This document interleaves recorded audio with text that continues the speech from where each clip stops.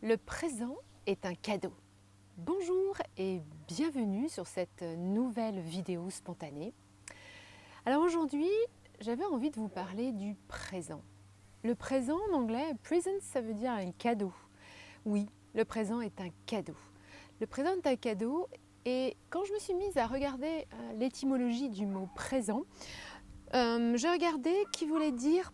Alors, pardonnez-moi pour le latin parce que je n'ai pas fait de latin, mais en tout cas, j'ai vu que prae voulait dire devant et sum, être, être devant, être à la tête d'eux.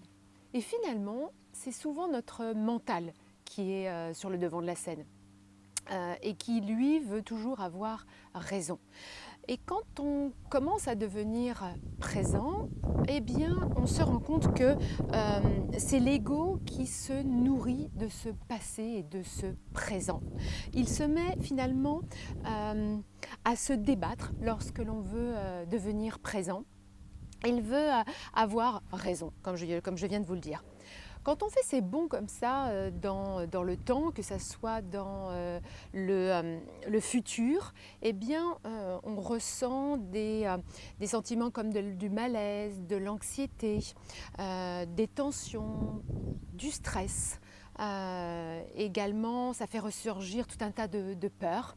Et puis lorsque l'on est dans le passé, eh bien on a plutôt des sentiments, du ressentiment, de la culpabilité, du regret, même parfois l'absence de pardon, de l'amertume, de la tristesse. Bref, rien que des émotions assez désagréables.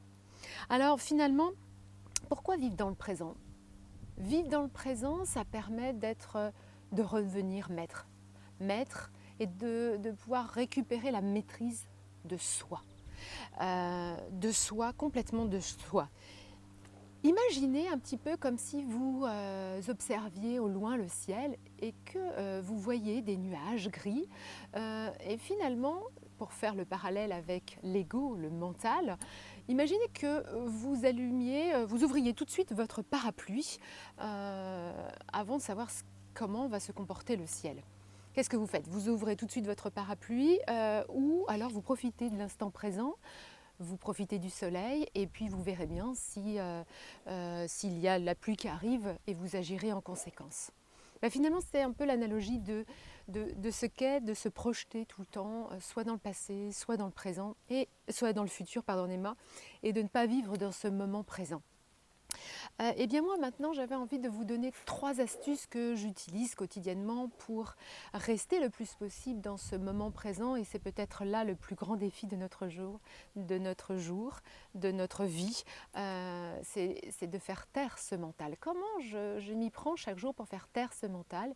Eh bien la première chose, c'est que je me pose quelques instants, quelques minutes et je respire. Je commence par, si je sens qu'il y a des tensions, je fais un exercice de sophrologie et j'inspire par le nez, je monte les bras à l'horizontale et je contracte la totalité de mon corps, de la tête jusqu'aux pieds, je tiens la tension et je souffle par la bouche en imaginant évacuer toutes les tensions superflues de ma tête et de mon corps.